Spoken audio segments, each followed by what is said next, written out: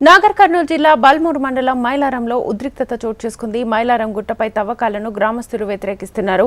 అక్కడికి వచ్చిన అదనపు కలెక్టర్ అమరీందర్ వాహనాన్ని వారు అడ్డుకున్నారు.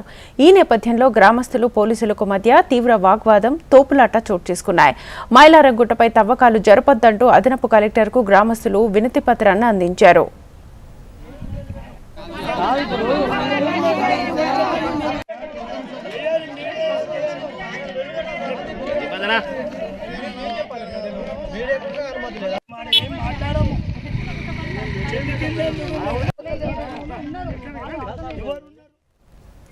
నాగర్ కర్నూలు జిల్లా బల్మూరు మండలం మైలారంలో ఉద్రిక్తత చోటు చేసుకుంది. మైలారం గుట్టపై తవ్వకాలను గ్రామస్తులు వ్యతిరేకిస్తున్నారు.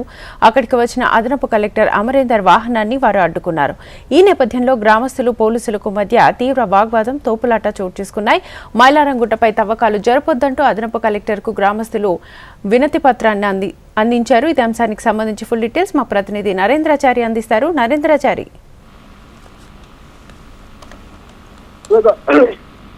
నాగర్ జిల్లా బల్మూరు మండలం మైలారం గ్రామంలో గత కొన్ని రోజులుగా ఆందోళన కొనసాగిస్తున్నారు. ఈ నేపథ్యంలో కూడా ఈరోజు అధికారులు గ్రామానికి చేరుకోవడంతో ఒక్కసారిగా ఉద్రిక్త పరిస్థితి నెలకొంది. అయితే